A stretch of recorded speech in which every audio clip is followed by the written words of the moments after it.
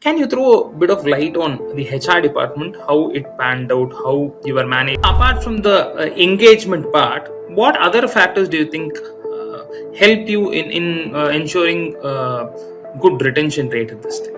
So, what was your attrition rate at this point? So in 2022 to 23, it was less than 5% actually, whereas the industry. In what other departments were you able to strengthen at this point in time? Were there any other functions that you focused on at this point in time? So Bala, so far you had mentioned about the change in targeting and the introduction of new business models and how it had helped you scale this business from 15 to 65 employees in say 2 years time. Can you throw a bit of light on the HR department, how it panned out, how you were managed? Because 15 to 65 is a slightly, it might have been a slightly difficult transition, right? So how it panned out? Right. So first 15 or 20 people fully I had interviewed, I had lined up the candidates. I was the HR basically. I did that. Beyond one point of time, as you said, since the number of roles have increased and the volume is also high, we thought, okay, it will be right time to bring in HR. So we looked outside to hire some HRs. We couldn't find the right fit. So then one of our business analysts, Balavishnu, who is our current HR, so he himself volunteered saying that I think I may be a better fit in the HR department than in business analyst department, and he asked me if he can transition to a HR role. I said, okay, why not? He has been doing pretty good in his current role.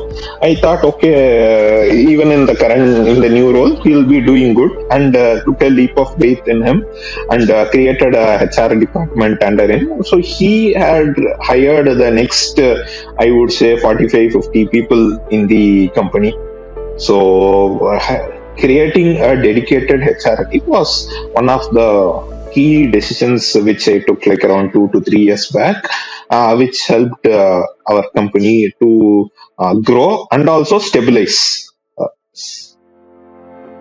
So what were the other initiatives related to HR that you were able to take at this point in time? Yeah, so one thing is hiring is easier. Retaining is like pretty difficult, especially during the 2021-22, the COVID times where the demand for the tech folks were very high.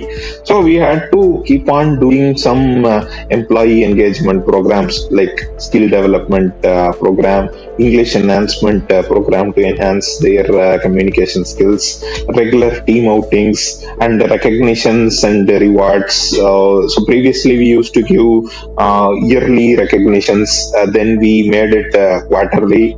So we called it Top Gun Award. So like this, several employee engagement and retention activities, our HR teams does it on a regular basis to keep the employees motivated and stay with us for longer time. So Bala, apart from the engagement part, what other factors do you think helped you in ensuring good retention rate at this time? Right. So I think one important part was an incentive which we started offering. This is for people who are in manager teams and in contract projects, because those are the most important revenue generation factors for our company. So there what we did is we rolled out a incentive plan where say 10% of the profit we kept as our incentive pool, and every month on month our HR team will reach out to the clients to understand how the particular resource has performed and get a rating, how we give ratings in Swiggy, Amazon, etc. Like that, for every candidate we used to get we still get a rating. Actually every month on month we get rating out of 5. So if they get 5 out of 5, then the entire profit pool or the incentive pool, which is the 10% of profit, is transferred to the employee. Say suppose if he gets 4 out of 5, then 80 percentage is transferred. If he gets 3.5, then 70 percentage is transferred. Anything below 3.5, there is no incentive. So this worked in several ways, because one, the employee is incentivized for good performance. So sometimes he goes beyond his duty to keep the client happy, because at the end of the month the client will be giving him ratings, and that ratings directly affects his earnings. His salary won't change. Earning in the sense his bonus component is directly proportional to the month on month rating. So because of that, employees start working hard, and the key employees were easily retained, because those people started earning handsome incentives, especially those who are working with our abroad clients.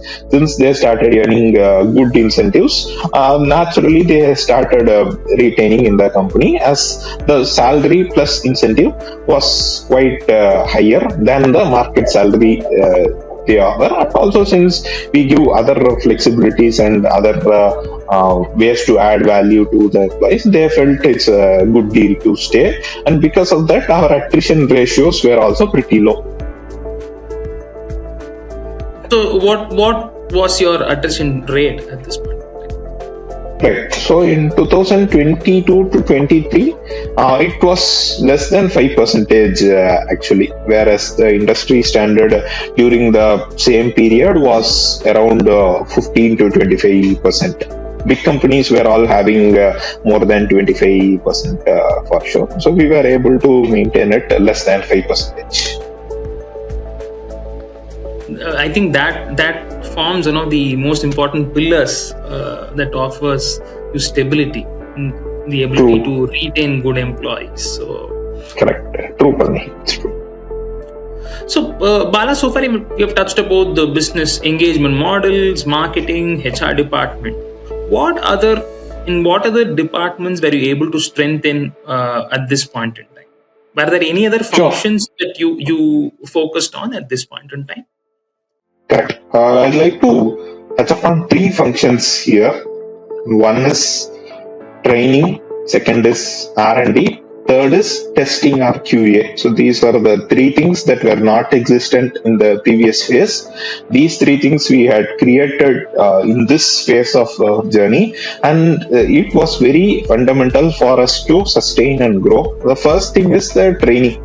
So one challenge which we faced during 2021-22 is it was very difficult to get quality candidates who knew technologies like React.js, Node.js, etc., because it was a very high demand period. So, and the salaries people were demanding was also it was like unaffordable for companies like us. And even if we afford it, the customer may not pay that much. So it may not really work out for us. So what we did is we decided to set up an in-house training team, like how Infosys has a Mysore campus dedicated purely for training for 3 to 6 months. So we wanted to follow such a model. For a small company like ours, we were very hesitant to do that, because we really don't know what will be the R&D, because it's a very, very risky decision. And the first problem we faced here is we couldn't find a trainer. So who is going to train these people? I can't take my senior developers, because those guys are in the projects and they are earning, and I can't pull them out, and they may not also be interested to train. So we wanted a dedicated trainer. Finding a trainer itself was like very challenging with the current technologies. Then what we did is we looked for trainers in institutes like computer training institutes. Even though they didn't have exposure in latest technologies, we just saw who has good experience and good fundamental understanding of programming, and then first we trained the trainer. So our senior developers trained the trainer in the latest technologies. It was definitely a 3 to 6 month investment. The trainers had also picked up good, because we selected the right kind of people, thanks to our HR team for that. So they were able to pick up soon. And then with the trainers, what we did is we started hiring freshers in batches of like 5, 3, 10, etc., in different batches. Then we used to, with these trainers, we used to train them. We used to train those freshers in basics first. Then we see what they are good at, either front end, back end, UI, UX, QA, what they are good at. And then we put them in the respective departments, and then our trainers train them in those particular technologies. So that really gave a very good boost after 1.5 years. So it was a significant investment, but after 1.5 years, now we are seeing very good returns, because all those people whom we have trained over the past 2 years are all in production. They are working in different customer projects, and 99% the customers are very happy with the quality of work. We plan to repeat the same year on year. So I think this is a good way to organically grow. Great.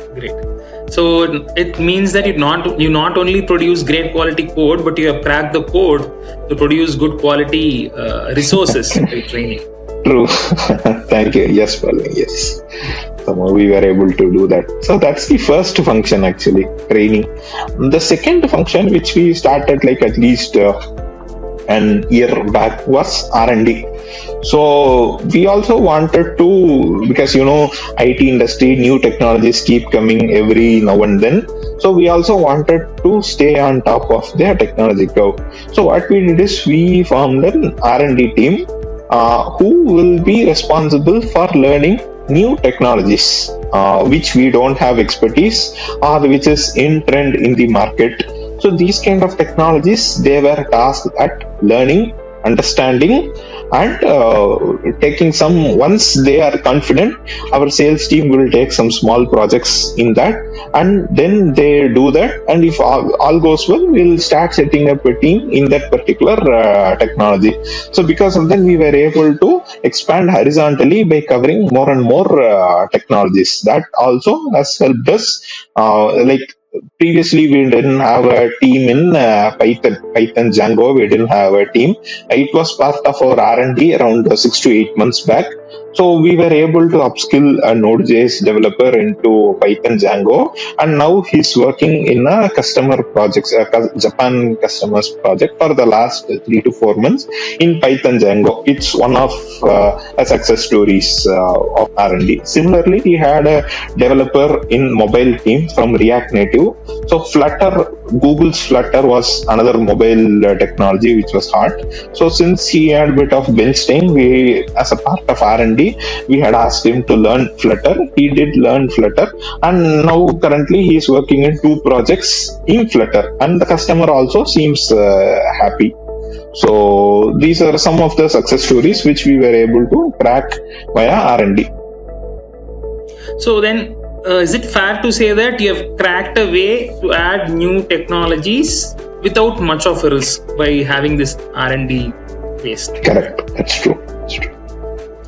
Yeah, but there are some risks, actually. Say some technologies which we learned, we were not able to implement in production. Those were all we considered, okay, it's an investment. It didn't give result today. Hopefully it gives result tomorrow, or one way or other it will be useful later. But at least 30-40% of the technologies which we learned via R&D has given us significant returns. Bala, I heard you use the word investment repeatedly over the course of this conversation. How has your perspective changed on the word investment compared to your startup phase, the survival phase, and the scaling phase? How it has evolved? Your perception on investment as an entrepreneur? Got it. So initially, to be frank, we were very skeptical before investing, because we being a small company where all the resources are crunched, so we have to be very careful in trading. So, but once we were able to cross a threshold and we knew that, okay, this system will work and this is worth repeating, we didn't mind investing in the right space. But whatever investments we do it in a in a way that it doesn't blow up in our face. First, we do it in a small way, test the waters. We see if we are able to get return, or at least a light we need to see at the end of the tunnel. If we don't see any light at the end of the tunnel, there is no point in pursuing that. At least if we see a light, a ray of hope, if we see, we don't mind investing, but we do track it on a regular basis to see what works and what doesn't work. And it is important to reshuffle our investments. Okay. So, as an entrepreneur, it seems to me that you got more conscious on a mid-term or a long-term plan, and you were willing to put up investments in those areas and stay in close touch with it and see how it evolved. That'd be a right. True. Yes. Yes. So, and we have seen the result that it has improved the quality of the deliverables significantly. So, Bala, during this transition, as the way you manage the company changed. So, what was the difference in terms of the management system? So, what were the advantages of the new approach to management?